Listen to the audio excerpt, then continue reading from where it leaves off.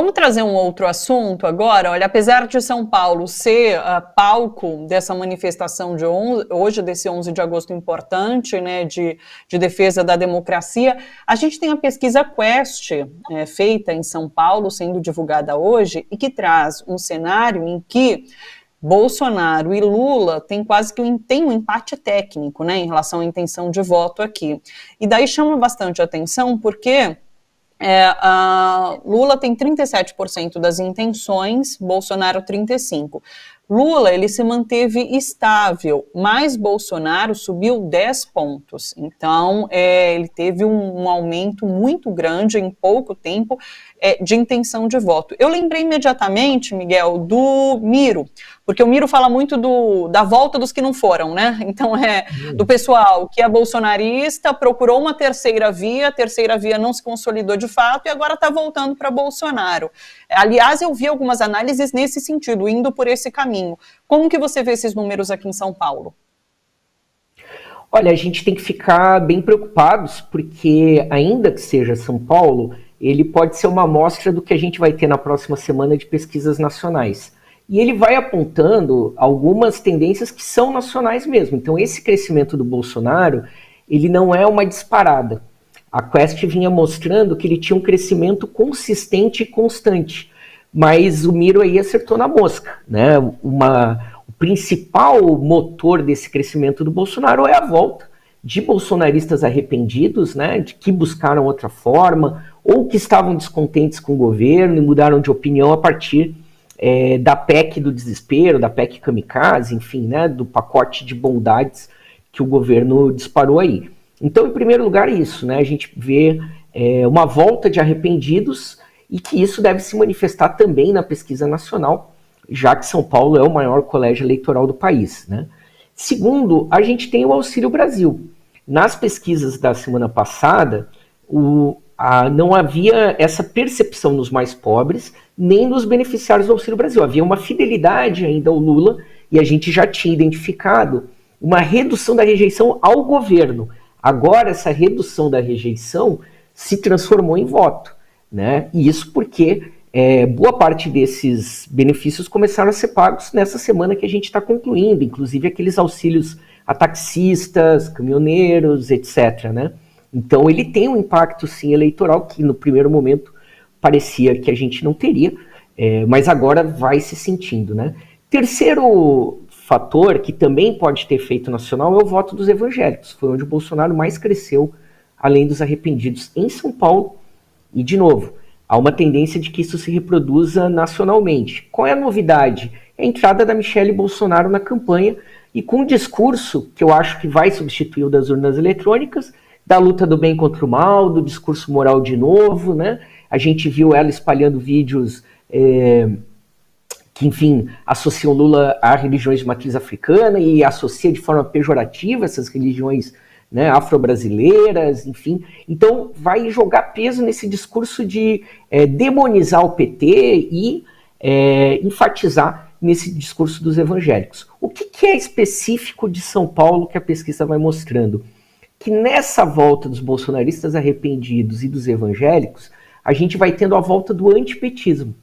Até 2, 3 semanas atrás, as pesquisas tinham demonstrado que havia uma maior rejeição ao bolsonarismo do que ao petismo, como a gente teve em 2016, 2014, até 2012, né? Já aparecia. Então há uma ressurreição desse antipetismo. E o que é curioso? Que ele não desemboca na candidatura do Tarcísio, ex-ministro do governo Bolsonaro. Ela está beneficiando a candidatura do Rodrigo Garcia, atual governador, né, do PSDB. Então, há uma tendência de que o Rodrigo Garcia ganhe. Nesse momento, ele e o Tarcísio estão empatados. Há ainda uma folga do Haddad em relação aos outros dois candidatos, mas a gente tem uma tendência de que o Garcia comece a crescer a partir de agora, porque há pouco conhecimento. O eleitor conhece o Haddad, já tem uma opinião formada, e tem pouco conhecimento de quem é o Rodrigo Garcia, de quem é o Tarcísio. E aí é uma tendência desse eleitor de direita, desse eleitor antipetista, imigrando para aquele que considera que tenha mais chance. E até porque tem esse discurso nem, né? Nem bolsonarista, nem antipetista, aí o Rodrigo Garcia ganha terreno e se projeta, né? O que a pesquisa está apontando e que a gente tem que ficar muito atento é que hoje todos os sinais indicam que a gente teria um segundo turno nas eleições presidenciais. Deixa eu trazer só os números para o pessoal saber em relação ao governo do estado. Olha só, Haddad tem 34% e Tarcísio e Garcia empatam em segundo lugar com 14%. São 20 pontos ali de diferença para Haddad. Só para finalizar, o que você coloca juntando essas duas análises desses dois momentos, leitura da carta e pesquisa Quest, é que parece que para Bolsonaro os atos são o enterro dos ataques às urnas. É isso? Você acha que ele de fato abandona nesse momento esse discurso e passa a apostar no discurso mais evangélico, bem contra o mal, e na questão da economia, é isso? Mais no discurso do bem contra o mal do que necessariamente da economia, ainda que, claro, o Centrão vai querer se aproveitar disso, né? O que a gente vai ter a partir da semana que vem, quando a campanha passa a valer de verdade? Nós temos também as chapas estaduais, e nesse sentido, os candidatos Travou, né? Pró-Bolsonaro... Peraí, Miguel. Peraí, que deu uma travada boa. Nas chapas estaduais, volta pra gente.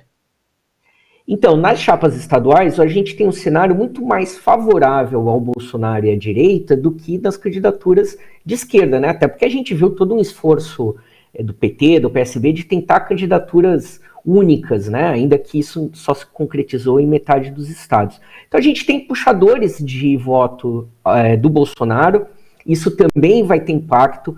Nós vamos ter uma resiliência da terceira via da Simone Tebet, ou seja, o MDB vai manter a sua candidatura e os seus puxadores de voto para negociar, seja com Lula, seja com Bolsonaro. E a gente precisa ficar atento na segunda-feira. Nós vamos ter a pesquisa IPEC, vai ouvir 6 estados, então além da pesquisa presidencial nós vamos ter os 6 principais estados, Rio Grande do Sul, Minas Gerais, Rio de Janeiro, São Paulo, Pernambuco, Distrito Federal. Vai ser ouvido em torno de 9 mil pessoas presencialmente, é uma pesquisa que tem um diferencial da pesquisa por telefone, por exemplo. Então é muito importante, essa pesquisa vai dar muito o tom do que vai ser o começo da campanha. E a gente pode ter o sentido contrário, como foram os atos de 11 de agosto foram mais simbólicos, os atos de 7 de setembro também podem ser mais simbólicos para o bolsonarismo, também podem refrear da parte deles. O que a gente sente é que, de modo geral, o eleitor lulista está consolidado. E ainda há margem, e a gente não deve se assustar com isso, ela é meio uma reprodução de 2018. Ainda há margem para crescimento do Bolsonaro, né, por conta da polarização, etc. Que o eleitor lulista se definiu antes. E como você definiu muito bem, o eleitor de direita, o eleitor antipetista, o eleitor bolsonarista aguardou até o momento.